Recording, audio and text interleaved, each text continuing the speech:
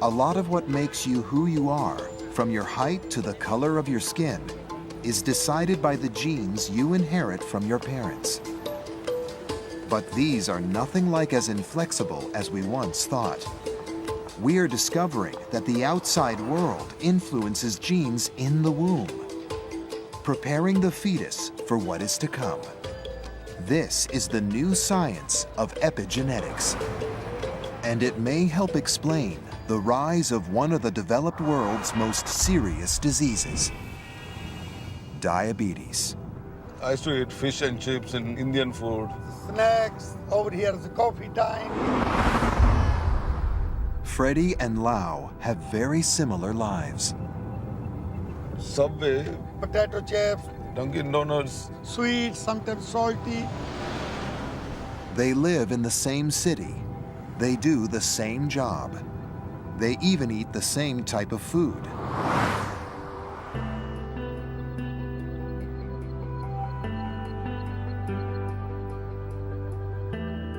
"24 hours, everywhere is open, subway is running.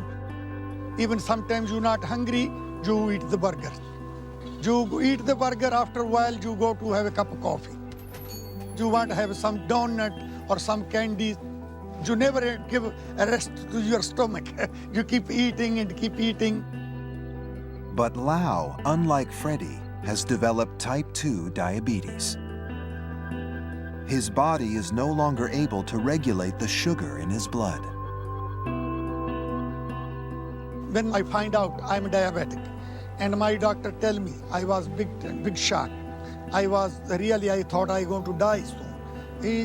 My doctor said, nothing going to happen like this, but you have to take care of yourself. You have to take the medicine rest of your life and watch what you eating. But some scientists believe that the secret as to why Lau has diabetes and Freddie doesn't can be traced back to the womb.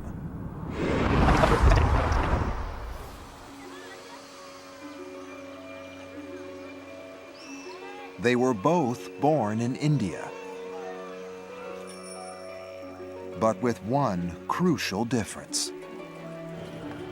I was born and brought up in Mumbai, and it's a very fast life. 20 million people. I born in Punjab. My village was small village, and life was very simple. Like millions of Indians, Lau's life is very different to his mother and father's. They lived a rural life. Life was totally different here and there. And over there we was eating all the natural food, rice, some dal, some rotis, some vegetables, and over. And we was very happy.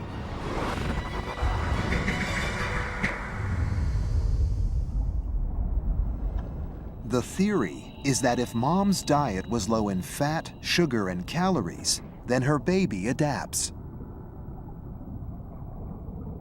It becomes incredibly efficient, built to extract as much energy as it can from the low-calorie foods available.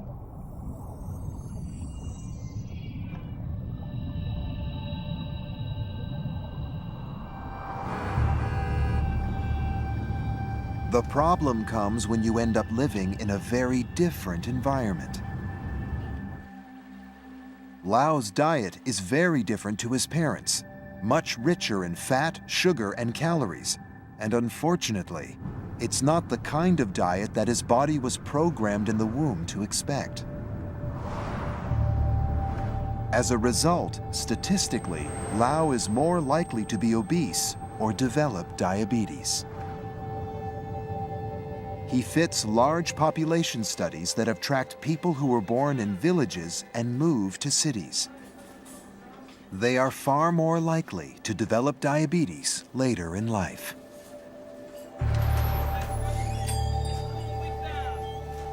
In contrast, Freddie's mom would have been eating a much higher calorific diet. Fries with that. Number 5, fries. Living in the busy city of Mumbai. Recently, I've been eating Italian food, pizzas and all, Spanish food. The other day, I had Brazilian food. It seems Freddie was built in the womb for city life. And this doesn't only apply to Freddie and Lau, but to populations throughout the world. They are part of a global trend as people move from the country to the city. We're living through the greatest migration in history, and with it, an increase in diabetes.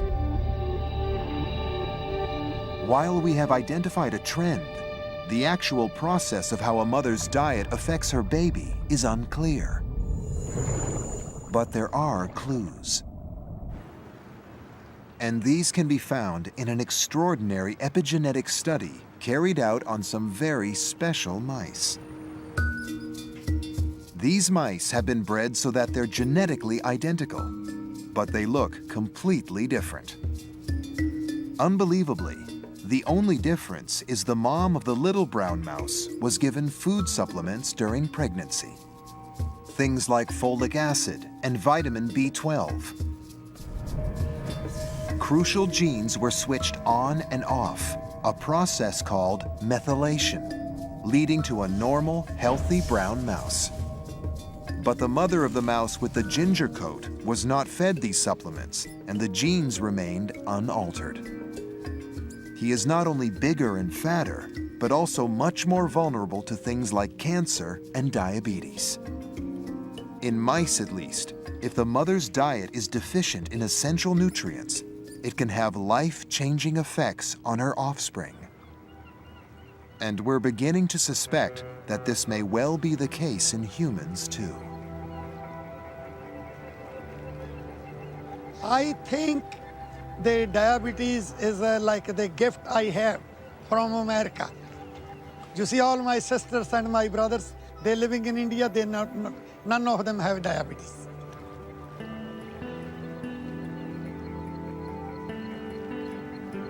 But still, I love America.